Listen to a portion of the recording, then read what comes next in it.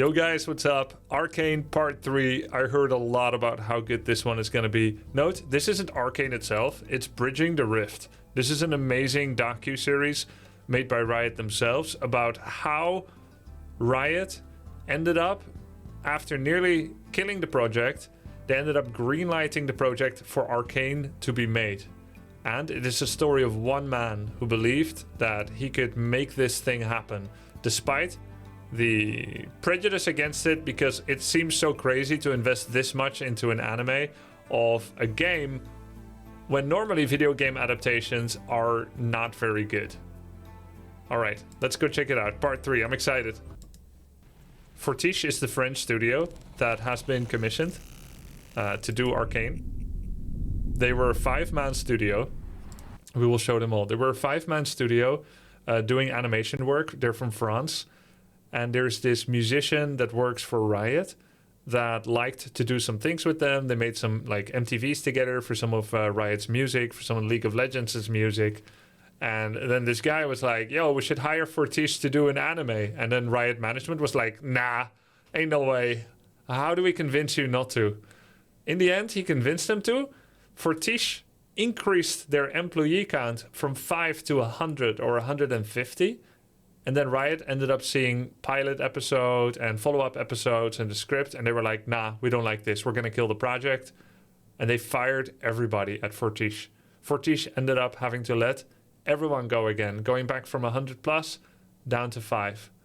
Morale was at an all-time low when suddenly this musician that works, Chris, I think his name is, that works for Riot, started saying, hey, let's at least make this MTV. Let's make that MTV. And they ended up doing some really popular MTVs for big music productions.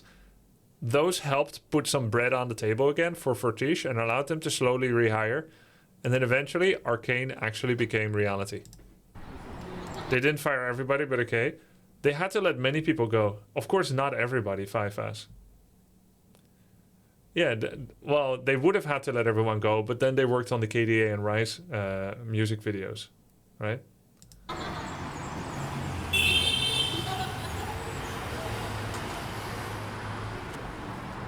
This is Chris.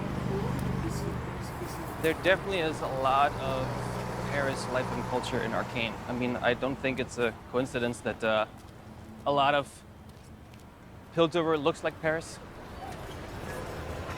Things are designed to be functional, but also to be a piece of art. I think that's something very much... Do you know that a lot of kids these days cannot read analog clocks anymore? It makes you wonder, are they stupid, kids these days? Or, on the other hand, are we antiquated? Because most of us can't read sundials anymore. Sundial? So maybe digital clock is the only thing that matters. Like something like 8 or 12% of young kids don't read analog clocks anymore. Like it is actually just antiquated. Nor do they need to know how to use a pager, right? So are we stupid? What was the reason? Not right now, Chris Kuhn. Are we stupid not teaching them? Probably. So, to be a piece of art. I think kids these days can't even work a rotary phone. They are stupid just as we were, but differently, yeah. That's something very much the French kind of spirit.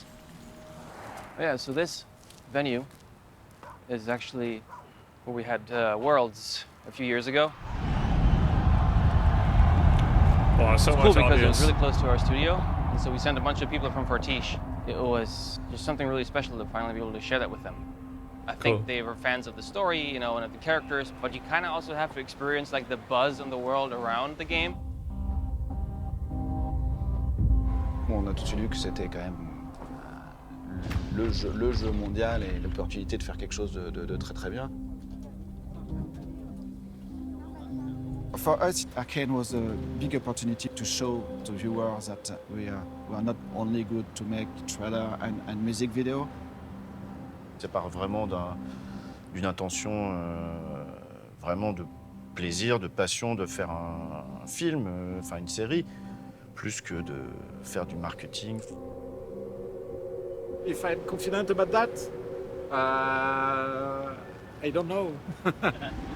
I hope people gonna be surprised. I think everybody on the project is out to prove something with what we're doing. And I firmly believe that you need to find someone who's kind of willing to bleed for like this thing they're trying to make. I don't think otherwise you're gonna really be bold. Otherwise you're not gonna really have anything where you're gonna risk something. And I think you have to risk something in order to make something that makes an impact.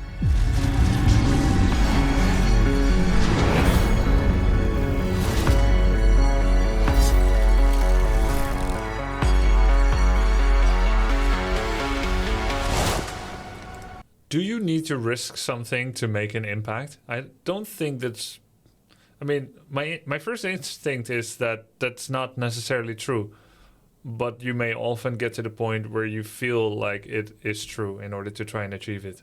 Because, like, let's say if you happen to have a $1 billion inheritance from your dad, then you're not risking much trying it, are you? I mean, you're risking the money, but it's not going to make you have trouble. I think generally, most of times, you will need to take a risk to achieve something spectacular. But it's not true for everyone, right? You still risk your reputation? That's kind of true. So maybe it is always true? Risk wasting time, yeah. Time, reputation, money. Yeah, okay. Maybe you always risk something to try and achieve something big. There's a very, very competitive scene here at Fortiche about what they call... Is it baby foot, right? Baby foot? Yes. And I think to a degree people appreciate the sacrifice. Like you said, Serbian Jarks. You can donate 100k as a billionaire and help someone, or you can donate as a middle-class person. Which is impact? Is it the same? Well, for the recipient, it is the same. But for everyone judging your reputation, it's different, right? Because the billionaire didn't sacrifice much. Middle class did. The suspense Sacrifice matters. It's killing us. Oh, there's the worthy goal.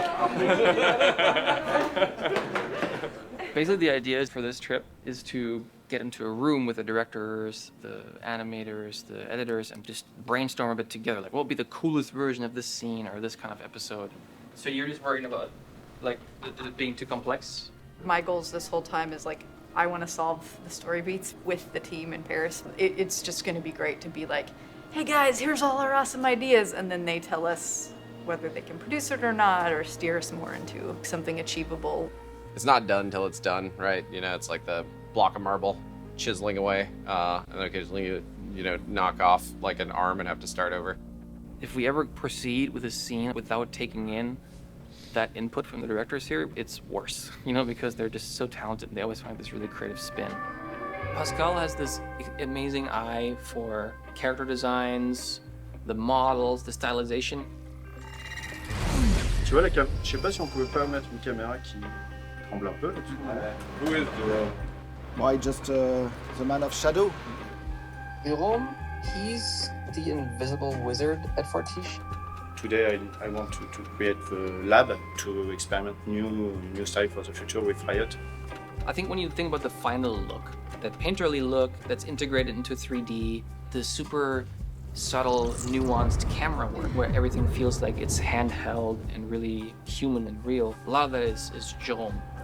I remember the first time we started watching Arcane, in like the first few seconds, we were like a bit weirded out because it was a style that we had never seen before. And we weren't sure if it was good yet. It doesn't look hyper realistic, and it's not a classical cartoon either. It's a little in between, and it's fantasy, and it's pastel, and it's paint. Feels like a painting, right? And we're like, we're not sure about this. And then like half a minute or 2 minutes later, I think it took about that long, we were completely subsumed within it, right? You cease to question what you're looking at, and it has become real. I think it probably takes about a minute or two for most people.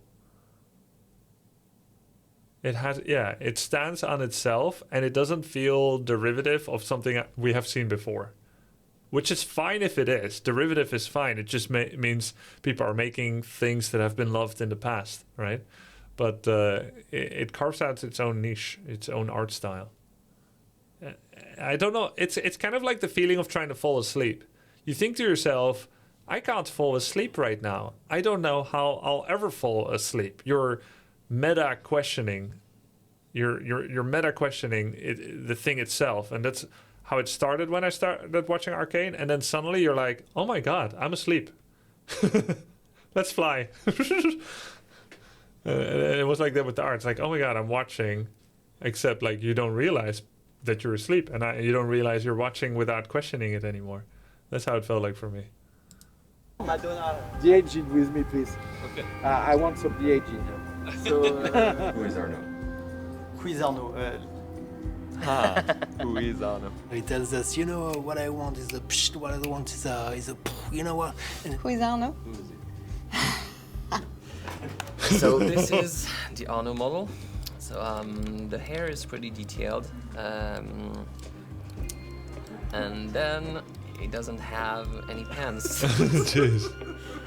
And they wanted to incorporate the 3 directors in the show. Happy Progress Day! Oh. When Arnaud has like a crazy idea, the best thing you can do is just shut up and let him do his thing, because like it tends to be just like that's when the cool shit happens, you know.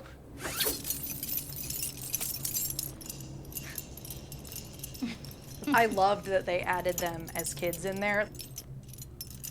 It was not something we thought of on the in the room, but it just added this level of emotion between them.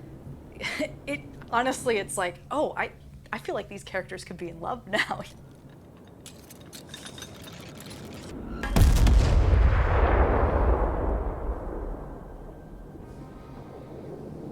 This sequence is in every way, technically, artistically, and it's I don't know how to say that. Masterpiece of the whole season. Yeah, this particular image to me is just like the combination, you know, Hextech's art and science, and I think that's exactly what I feel like the Fortiche depiction is. You know, it is. I feel the science, I feel the power, I feel the energy, but I also feel the beauty.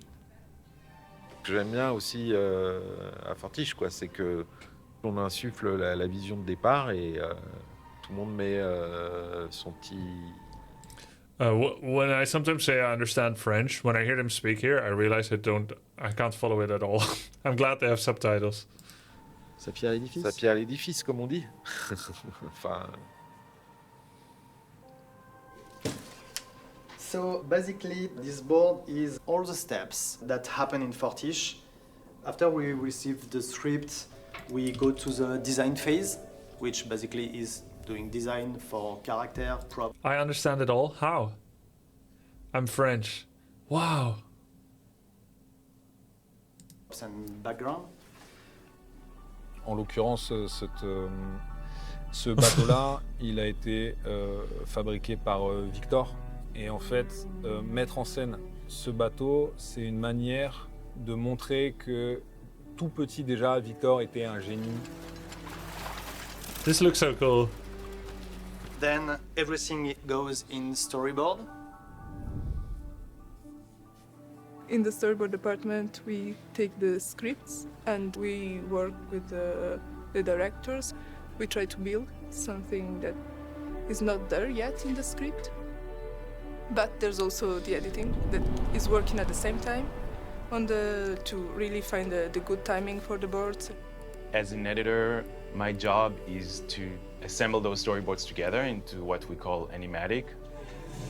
And then while that's happening, you're recording the dialogue with the talent.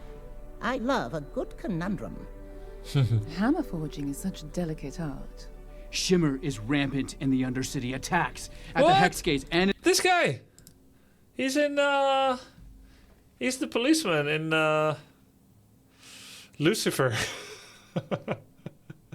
He's the policeman in Lucifer. In the Academy Square. Is he? Shimmer is... I recognize him instantly. Rampant in the Undercity. See? The policeman from Lucifer. Kind of a beat cop, right? It's him. You remember him? I was forced to watch Lucifer in order to, you know, spend some co-op time watching telly with the wifey. And Lucifer, I find it a real chick flick, right? I know I don't have a crush on Lucifer or this guy.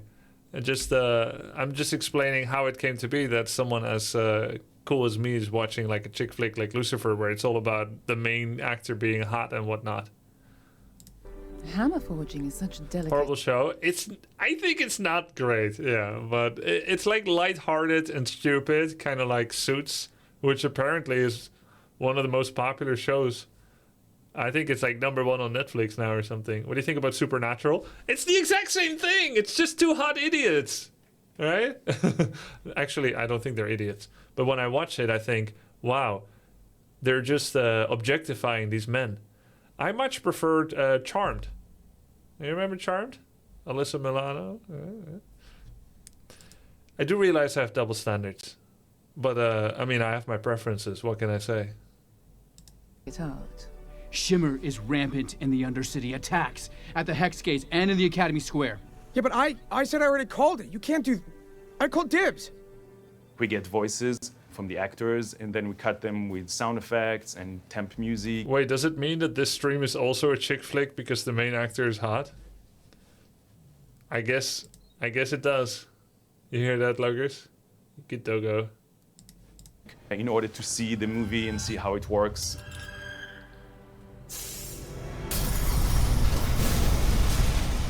We're watching full-on storyboard animatics with the voice actors in there.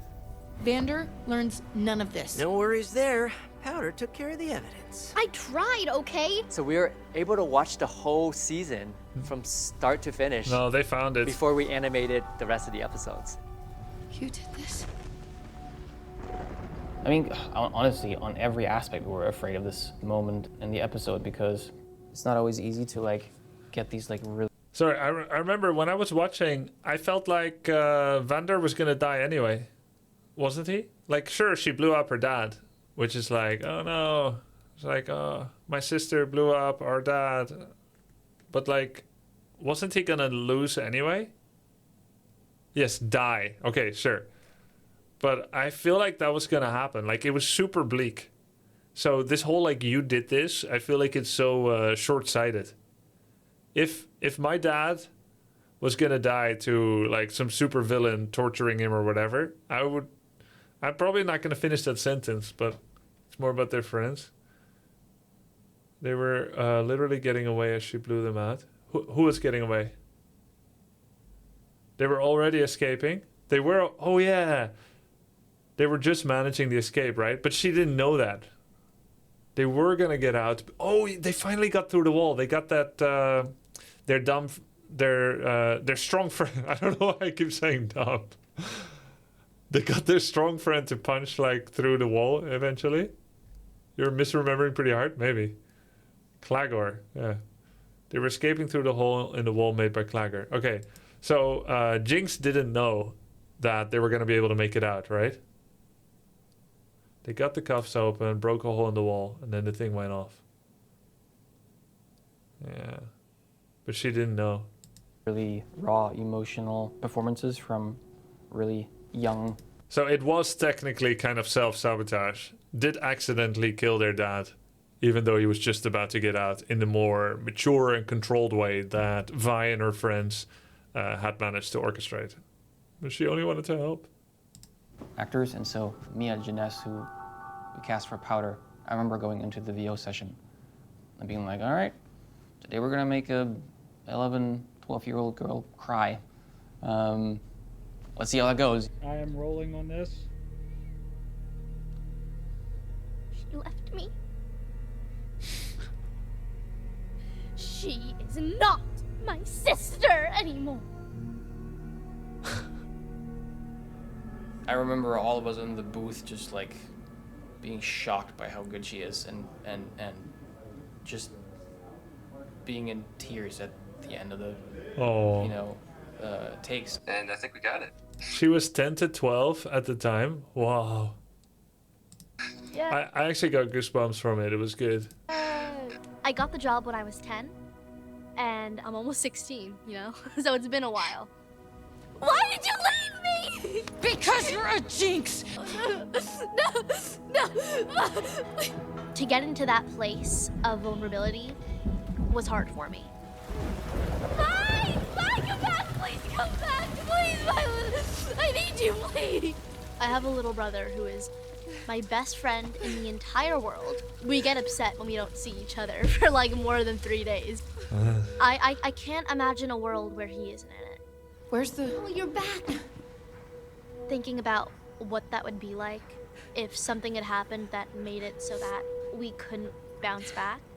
Next thing I knew, it was all just coming to the surface. Wow. I only wanted to help. I only wanted to help. I told you to stay away. When it comes to siblings, they're your blood. And when you don't have family, what do you have? Twitch chat. You've got a good heart. Don't ever lose it. No matter how the world tries to break you. It's a very nice voice. Quand on entendait les voix, on se disait ah tiens, peut-être qu'on peut avoir vraiment quelque chose de particulier, de beaucoup plus subtil et beaucoup plus profond en fait au niveau de l'acting et... I always knew you'd come back. What's going on? Quand on entendait les voix, on se disait ah, on peut peut-être aller vers du Scorsese plutôt.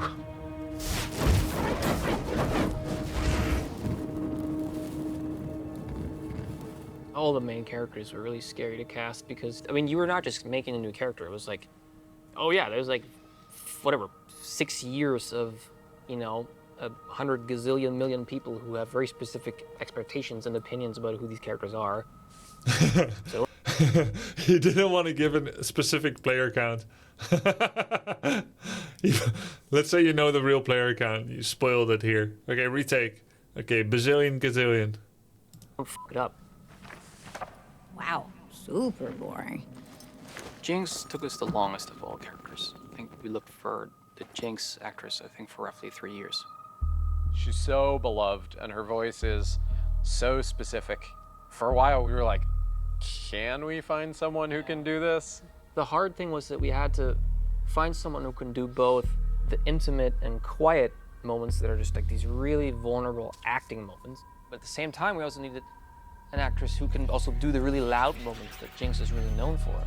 And you typically can find one or the other. Oh, we saw her in the I remember previous. we were at a point where it was just, we've been looking for so long, we kind of just went through all of the LA catalog of talent. She did the Let's Get just Jinx pick song. one and just go. And it was just this like, no, we can't. And at some point, through the help of some casting folks, we found Ella. No? Oh. Hi. And I mean. Oh, so they didn't Ella. use the woman from the Get Jinx. Ah. And at some point. What about the voice actress for Jinx in the game? Also not. That's the kid version. Oh. And through the help of some casting folks, we found Ella. Hi. And I mean, it was like the pearly gates just opened. Well, look who it is. The boy savior. I felt this like really deep connection with her because of empathy and compassion, you know, on Yeah, I can tell. compassionate grounds. Like, yes, she's a terrible person. She's done all these terrible things. But is she a terrible person? Like, I don't know. I started to realize, like, who she's become, this Jinx that she's become, is just a deeply rooted, very difficult trauma response that she's developed because she's gone through things no one should ever have to go through. No, it was a mistake. Ouais, c'est vrai que l'acting, je pense, dans Arcane, est bien plus poussé que dans la plupart des shows d'animation. Parce que notre envie, c'est plutôt de faire essayer de vraiment copier ces acteurs et le casting, des fois, a influencé même les designs des personnages et leurs attitudes, quoi. Yeah, it would of course. Storyboard, we are going in background and Cara props fabrication. Shows are best when the person you casted for a role ends up transforming we work how that character is played. Look at Andy Serkis playing Gollum and Smeagol in Lord of the Rings. It's completely transformed it into more than just some Jar Jar Binks mascot side character, into actually one of the most interesting personas on the entire Lord of the Rings movie cast. Same time with animation, so sometimes difficult to know Jack exactly Sparrow. the position of the character. We can see the 2D with a black and white. I don't paint because there is Silco. Enfin, moi, ce que je préfère, c'est l'évolution des personnages dans les histoires, et elle a vraiment une évolution. Je pense que c'est pour ça que c'est mon personnage préféré. Puis j'aime bien son côté un peu folle, et en même temps, elle est pas si folle que ça. Non, Pas si méchante. Ouais. So we've got designs, and from there, we just build it in 3D. Yeah, it's very simple to explain. So here we made the Atlas Gauntlet, and the most difficult part was there is a lot of tiny parts who work together. So before it gets to the rigging department, we have to be sure it works first. Like, all the tiny Wait, pieces, are they gonna 3D print it? Here, so it was engineered precise. When he talks about engineering it, I wonder if they're gonna have a live version of it. Or does he mean they need to engineer its movements inside a 3D modeling world? I guess I'll see soon enough. Easily to work like that. So it's a part of the fun, but it's part of the headache too. It's actually really fun to create like all those intricate pieces, like you know the leg and the feet of Victor, all those weird metallic parts blending with the body. This was the design for the hands. Then I modeled something like this, and then I gave it to the texture department, and they painted it so it looks like that.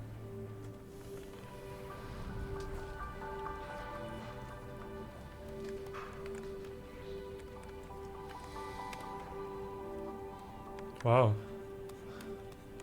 Wow. Interesting. All the process is built around the idea of bringing the design to the final image, and that's great because this is actually like the design is just brought back in 3D, and it's actually what the designer thought of. Bah là, je vous présente en fait ce que c'est un rig. Was that really him though? Oh, it is, I think. Sort of. It's the same shoes. Bah là, je vous présente en fait ce que c'est un rig, le rig de marionnette. Oh, we saw in episode 1. Des os fictifs qu'on met en place, donc c'est des. Being an artist nowadays must be pretty cool. That 3D drawing application is amazing. Yes, it is. But being an artist nowadays, you need to be good enough to remain distinctively better than generative AI. Because generative AI can come for your job as an artist. So you need to be unique enough and have your own style enough and hope that you will remain good enough compared to AI. Otherwise, you rely on lobbying against generative AI, and that will probably be as effective as lobbying against rock and roll music, the internet, smartphone overusage, etc. AKA, it's a battle that's always lost. Technology is always gonna come. So, will there be a place in 100 years for artists like me and artists like painters and 3D drawers? I don't know, but for as long as you can, you need to try and be good enough that you beat. So I don't know if it's great to be an artist now. But I know that these guys are still good enough to beat AI. For now, it's still in its infant shoes. Des points de pivot qu'on peut faire tourner avec des mains. You guys don't get it. Artists do this for themselves besides the point of working and making money. Well, I don't think anyone is in disagreement with that. I think initially many artists do it because they want to make art. And the reason that artists eventually get paid is because people like what they do and they want to see more of it. And the reason artists want to get paid is so that they don't have to do anything else except their art. Right? Because the moment you need to start doing something else full time, you don't have that much time for art. So it is always, in essence, a kind of privileged position where if the art that you produce is desirable enough for people to appreciate it, that you can actually put bread on the table for it. That is a privileged position, right? And you could always go lay tiles or make glass, which have real functional applications. Though, in theory, you can industrialize that sector as well and need fewer and fewer people eventually, right? But that's still a bit away. This is everything that's like in the digital world is still easier to mimic or copy for AI. But yeah, I don't think anyone argued with that. People thought photography will take jobs from artists back in the day. It doesn't quite work like that. Well, it's a little different here. It is a little different. Maybe anyone could do it with AI. Someone has to be the one to get the idea to make it in the first place. Artists are usually better at that. Probably, yeah. Yeah, that's probably true. If I steer an AI with my no drawing experience, that's going to be worse than if an accomplished artist steers an AI to make art. And then if you want to make minute changes or bigger changes to it, they're also going to be better at it. So most likely it will be like Gen AI is coming for the jobs of AI of artists, but artists will actually be able to leverage AI to create a new fusion form of art that will still be better than non-artists using those applications.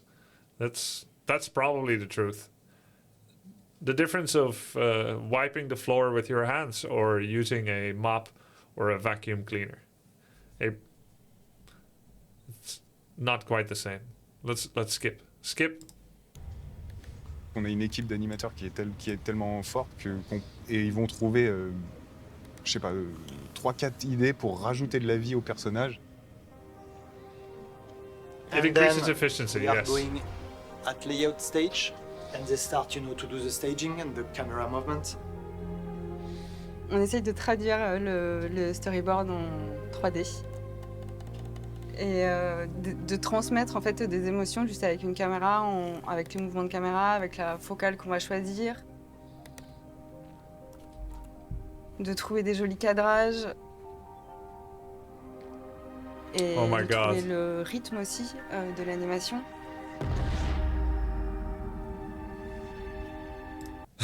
When I see like how complicated it is actually to build it, like this kind of stuff, these numbers, I get kind of anxiety. Because you realize like the difficulty curve of like learning it. It's not just drawing some things on paper. Feels like learning League of Legends or Dota 2 for the first time and trying to figure out every single game mechanic at the same time. Or freaking Papers, Please. Et de trouver le... Now you know how it takes so long to make the episodes. Yeah, and I would also like to revert my statement during my Smite 2 evaluation reaction video, where I critiqued that making a skin from Smite 1 into Smite 2 taking 8 weeks sounds like a lot of time for making a skin into Smite 2. That I called cap on that. I'm going to withdraw that a bit. rythme aussi de l'animation.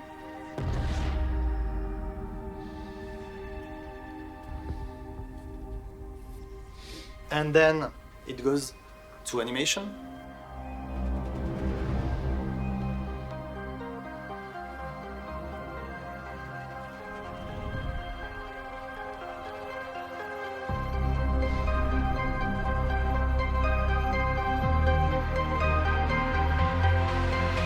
That's a big difference. T'as plein de mouilles avant où il va partir, il part et puis sur le départ en fait il se fait tomber, t'as pas besoin d'avoir une grande distance mais juste sentir. If you go in a dictionary, like animation is giving life to something. Being animated, it's just like get the passion of something as well. And us, we are like the puppet master, the puppeteer.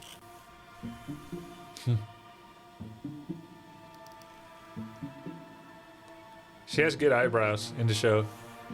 Jinx. No motion capture. No motion capture. No. Please let people know that. I mean, why not?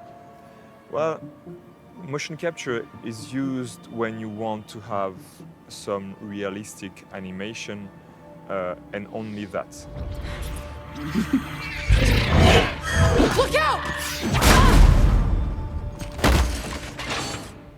Hextech demon. Keyframe animation, it pushes you to understand what happened in the body, how everything worked together to have like this feeling of natural and believable animation. Yeah. And also it's about like the style of the show. Chemtech. It's semi-realistic, but it's not fully realistic. We try to keep something really handcrafted. Animating, it's like acting out characters. You know, it's about performance.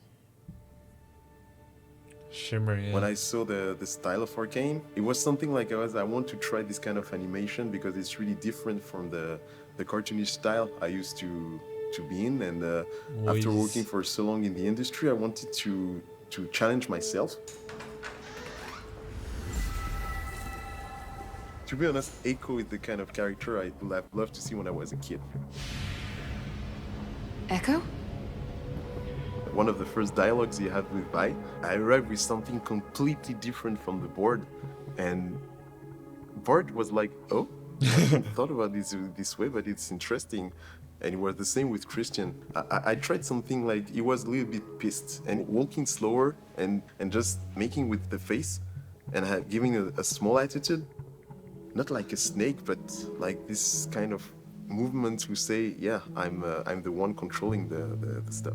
So remember, like a shot like that, the animator, when he was assigned the shot, did shoot himself in order to get some references. And that's what gives us the realistic look and the live action feel. We do work a lot with references. We go in the Fortiche said they made 3 seconds of animation per week for Arcane. What? So let's say, how long are episodes? Let's say if they're 30 minutes, they have 8 episodes, is it? It's 240 minutes. Times 60 is 14.4. Divide by 3. What did I just calculate? I don't know. How many days per week? I don't know. I forgot what I was calculating. Let's go on. the reference room. We shot ourselves. We try to pretend and be the character and be in the right emotion. Why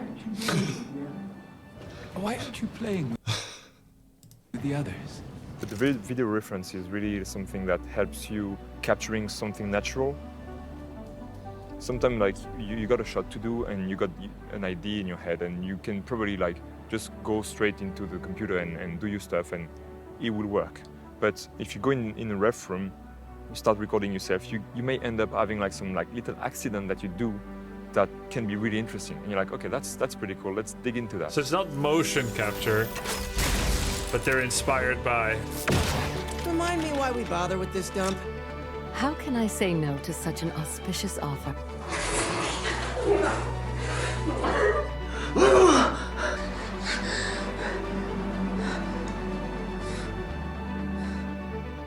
You feel like you're inhabiting those different characters in a way. Well, It's references. Oh, ref room, When yeah. you see 1 second of an episode, like an animator spent a day on it. So if you work on an expression on a... Oh my god, if you look away for a second, you just wasted a day of the animator's time. Aware. On the feeling, on the shot that lasts for 1 second, you're gonna spend a day having that feeling in your mind, like try to reproduce it.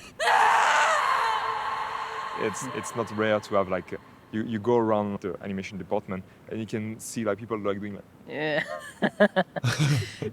like this just this face where you're just like acting what that's the common thing in animation really. I really wanted to be part of this sequence part. Are there spoilers? I've never seen the show. Yeah, it all is. Like there is a lot of crazy, But not sequence, greatly this so. was the one You for should me. still watch. And when I heard that I was working on it, I was like, it was like a dream, like. And I was really happy because I had the slow motion moment, and I have the opportunity to work with my son to Aw. make the movement of Echo young. He's 9 years old, almost 10. We came Cool. here to shot the scene where Echo is running slowly in slow motion. Aww. Yeah, it was so cool to share that with him. It was like a moment, father and son, and I hope he will remember all his life. Cool kid.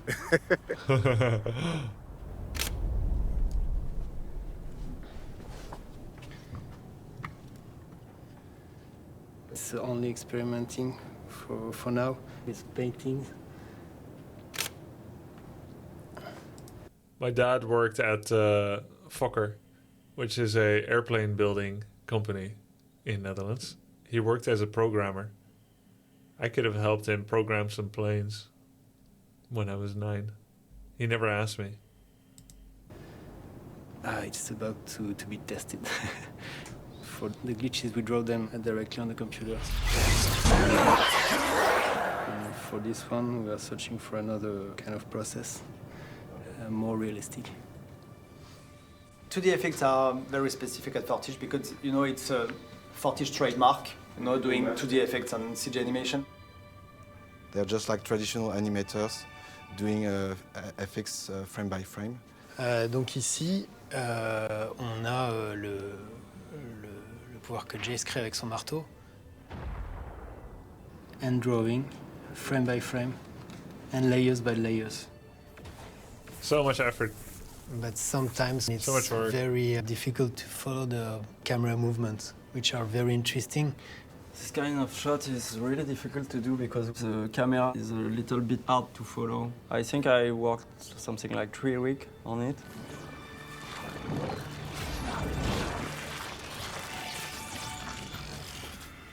Depuis une Wow. dizaine d'années, on fait des FX 2D pour les teasers de Riot. Sur le teaser de présentation de Jinx, donc qui s'appelle Get Jinxed, on a découvert le style Fortiche. Le style de Fortiche. I have this feeling all the time when I'm watching something in progress and I'm like, we get to the animation phase and I'm looking at the animation, I'm like, how are you going to make this better? You know, how is this scene going to feel more immersive? You know, how are they going to possibly, you know, level this up? When everything is done, animation, background, simulation, 2D effects, we render it and we composite it. We come at the end of the process and basically we take all of what the other department has created and then we put it together. Because the background is paint, there is actually no light used for the characters. We have to adapt the characters to the background. Oh. Oh. Which part is it? Part 3. So they're not using light from a direction that will then change how everything else looks. The background is completely painted, and then once they see the background and they put the character on it, they have to reflect the light manually, hand by hand. They're doing their own ray tracing with their mind's eye. Wow. So when we see like a Oh red my light on God. Civica and it's changing for a green light when she is going further, actually, technically, nothing is there. We have to create everything from the background, from what we see in the background. Wow. So yeah, we go from here to here.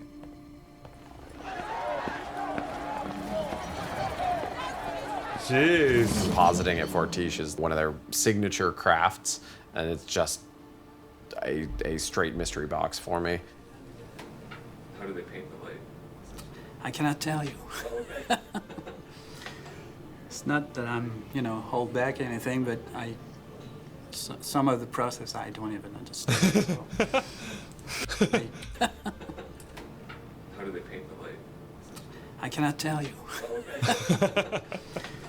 It's not that I'm, hold back anything, but some of the process I don't even understand. Next time I am holding back something, I'm gonna give this I answer. don't know if I can show you. Yes, it's kind of secret. See? The way to light, it's different. It's The old man was too sly, but she showed her hand. Way. But it's so simple. When you know the trick, you say, so simple. It's not magical trick. It's just artists and people who are doing beautiful things. The real magic is on the everywhere.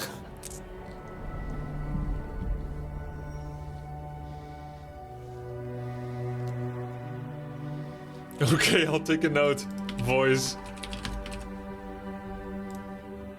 I've noted what you said, boys. Because of their handcraftedness and the painterly look, it gives us this timeless look that I think even when the technology evolves, that this will still feel lasting. You know, in the same way, I think I can go back and watch like the Disney animation like Bambi or, you know, like Cinderella, and... Why go back and watch those when you can watch the remakes, which are much better? It's timeless. It doesn't age because it's handcrafted. Nothing is round in the show. If you have a glass, if you see this glass, it's not round because a drawing is not perfect. You know, if you see the eyes, you know, the pupils. The pupil is not round, except the gemstone. This is the only moment where there is a sphere, perfect sphere.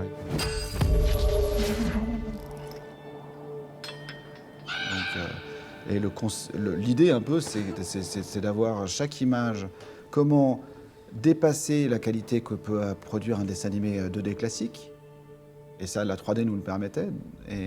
Et c'est d'avoir que chaque image, chaque pose qu'on fait, ça reste un peu un concept art, une belle illustration.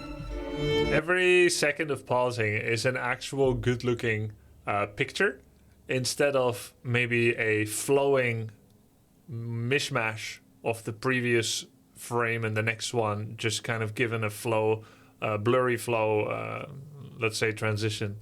Interesting.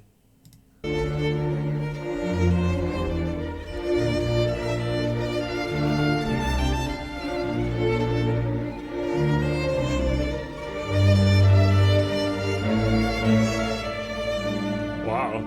There's just storytelling happening at every phase. Did you look at that guy? He's just like, oh my god, what did I just do with this instrument?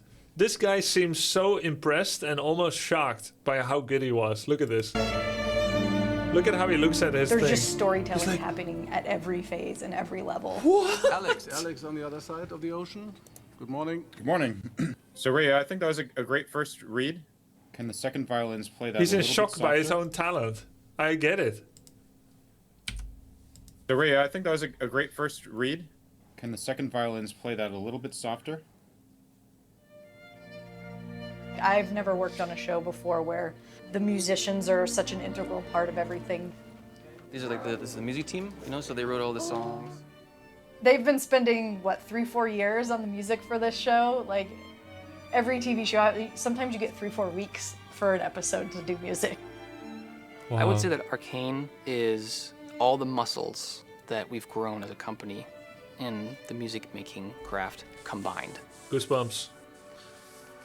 I really believe that what we're doing with music in Arcane Season 1 has never been done in entertainment. Period.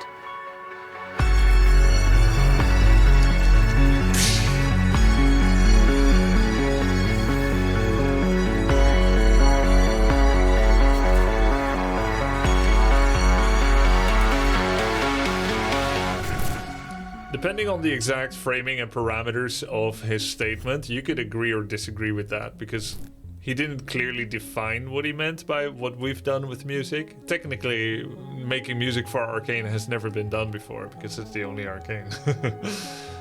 But he probably means it in a more profound way. Watch part 4? Yeah, we're gonna watch part 4, of course, of course. Making those specific pieces as well, yeah, true, truism. Technically correct is the best kind of correct. It's the one I excel in because I haven't got the intelligence to take a more nuanced approach. So technically correct is my greatest triumph in life. It also makes people like you. So I've been using it as a social glue ever since primary school with my teachers. Maybe the next episode will reveal the answer. Yeah. Oh, it's a cliffhanger for next episode. Okay. Tomorrow we watch the next.